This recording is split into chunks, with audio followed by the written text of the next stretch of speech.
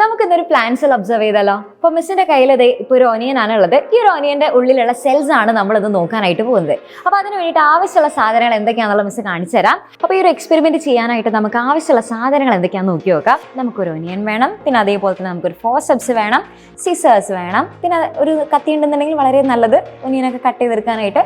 പിന്നെ അതേപോലെ തന്നെ നമുക്കൊരു സ്ലൈഡ് വേണം, പിന്നെ സ്ലൈഡിന്റെ മേലെ വെക്കാനായിട്ട് നമുക്ക് കവർ സ്ലിപ്പ്, ഇതിൻ്റെ ഉള്ളിലുണ്ട് cover slip. Okay, cover slip നമുക്ക് വേണം. പിന്നെ അതേപോലെ തന്നെ ഗ്ലിസറിൻ ആവശ്യമുണ്ട്. അതുപോലെ നമുക്ക് ഇവിടെ 2 വാച്ച് ഗ്ലാസ് നമുക്ക് ആവശ്യമുണ്ട്. അതിൽ ഒന്നിൽ മിസ് ഇവിടെ സ്റ്റെയിൻ ആക്കി വെച്ചിട്ടുണ്ട്. ഇവിടെ നമ്മൾ യൂസ് ചെയ്യുന്ന സ്റ്റെയിൻ എന്ന് പറയുന്നത് സാഫ്രാനിൻ എന്ന് പറയുന്ന സ്റ്റെയിൻ ആണ് നമ്മൾ യൂസ് ചെയ്യുന്നത്. അപ്പം ഇത്രയാണ് നമുക്ക് ഈ ഒരു എക്സ്പെരിമെന്റ് ചെയ്യാനായിട്ട് ആവശ്യമുള്ള സാധനങ്ങൾ. അപ്പോൾ ഇനി നമുക്ക് എന്ത് ചെയ്യാം, നമുക്ക് എക്സ്പെരിമെന്റിലേക്ക് കടക്കാം. അപ്പോൾ നമ്മൾ ആദ്യം ചെയ്യേണ്ട കാര്യം എന്ന് വെച്ച് കഴിഞ്ഞാൽ നമുക്ക് ഇതിന്റെ ചെറിയൊരു പീസ് മതി. അപ്പം നമുക്ക് എന്ത് ചെയ്യാം, ഈ ഒരു ഓനിയനെ നമുക്ക് പകുതിയാക്കി മുറിക്കാം. ഓക്കെ,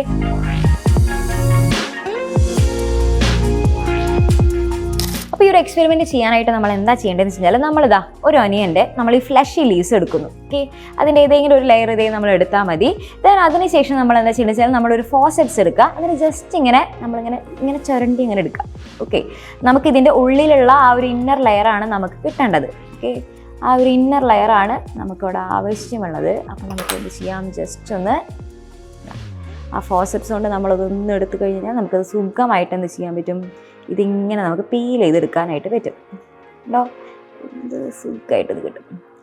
ഇതാണ് ഈ ഒരു ഇന്നർ എപ്പിഡെർമിസ് ആണ് നമുക്കിവിടെ ആവശ്യമുള്ളത്. ഓക്കെ, അപ്പോൾ ഇത് നമ്മളിത് എടുത്തു കഴിഞ്ഞു. ഇതാണ് നമുക്കിവിടെ ആവശ്യമുള്ള ആ ഒരു തിന്നായിട്ടുള്ള ലെയർ. ഓക്കെ, ഇതാണ് ഒനിയൻ പീൽ എന്ന് പറഞ്ഞിട്ട് നമ്മൾ എടുക്കുന്നത്. ദെൻ അതിനുശേഷം ഇത്ര വലിയ പീസൊന്നും നമുക്ക് ആവശ്യമില്ല. അപ്പോൾ നമ്മൾ എന്ത് ചെയ്യുക, അതിനൊന്ന് ജസ്റ്റ് ഒന്നിങ്ങനെ കട്ട് ചെയ്യാം.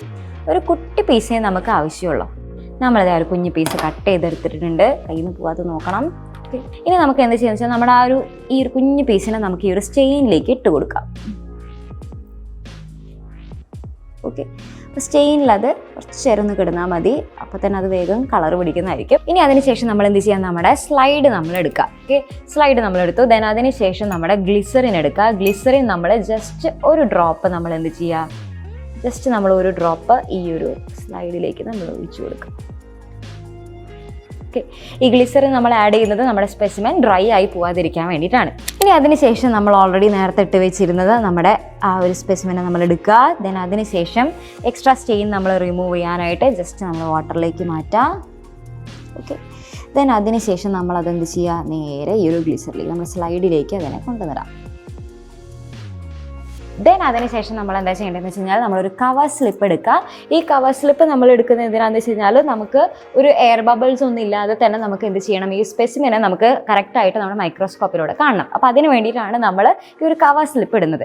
ഓക്കെ, അപ്പോൾ ആ കവർ സ്ലിപ്പ് നമ്മൾ എന്ത് ചെയ്യുന്നത് വെച്ച് കഴിഞ്ഞാൽ ജസ്റ്റ് ഇതേപോലെ നമ്മൾ ഇങ്ങനെ സൈഡിൽ ഇങ്ങനെ വെക്കുക. ഓക്കെ, അതിനുശേഷം ഇതേപോലെ ഒരു നീഡിൽ ഇങ്ങനെ പിടിക്കുക. നീഡിൽ ഇങ്ങനെ പിടിച്ചിട്ട് പതിയെ ആ നീഡിലേക്ക് ഈ കവർ സ്ലിപ്പ് വെക്കുക. അതിനുശേഷം പതിയെ അത് വിടുക.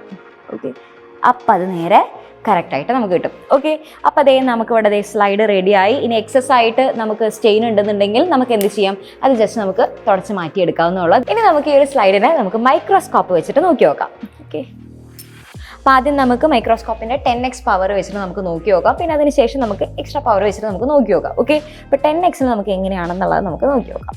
അപ്പോൾ നമ്മൾ ഈ ഒരു മൈക്രോസ്കോപ്പിലൂടെ നമ്മൾ ഈ ഒരു സ്ലൈഡ് നോക്കുന്ന സമയത്ത് നമുക്ക് ഈ ഒരു പ്ലാന്റ് സെല്ലിൽ വ്യക്തമായിട്ടുള്ള ന്യൂക്ലിയസും അതേപോലെ തന്നെ സൈറ്റോപ്ലാസും പിന്നെ അതേപോലെ തന്നെ പ്ലാന്റ് സെല്ലിൽ കറക്റ്റ് ആയിട്ടുള്ള ഒരു ബൗണ്ടറിയും നമുക്ക് കാണാനായിട്ട് സാധിക്കും. ഇത് നമ്മൾ നോക്കിക്കഴിയുമ്പോൾ നമുക്ക് എന്താ തോന്നുന്നത്, കറക്റ്റ് ആയിട്ടുള്ള ഒരു ഇഷ്ടിക കെട്ടുകൾ ഇങ്ങനെ അടുക്കി വെച്ചിരിക്കുന്ന പോലെയല്ലേ ഉള്ളത്. അപ്പോൾ അതേപോലെ കറക്റ്റ് ആയിട്ടുള്ള ഒരു അറേഞ്ച്മെന്റ് ആണ് നമുക്ക് പ്ലാന്റ് സെല്ലിൽ കാണാനായിട്ട് സാധിക്കുക. അപ്പോൾ ഇവിടെ ഈ ഒരു മൈക്രോസ്കോപ്പിൽ നമ്മൾ നോക്കുന്ന സമയത്ത് നമുക്ക് ജസ്റ്റ് ന്യൂക്ലിയസും അതേപോലെ തന്നെ സൈറ്റോപ്ലാസും ആ ഒരു സെല്ലിനെ പുറമേ ആയിട്ടാണ് നമുക്ക് കാണാനായിട്ട് സാധിക്കുന്നത്.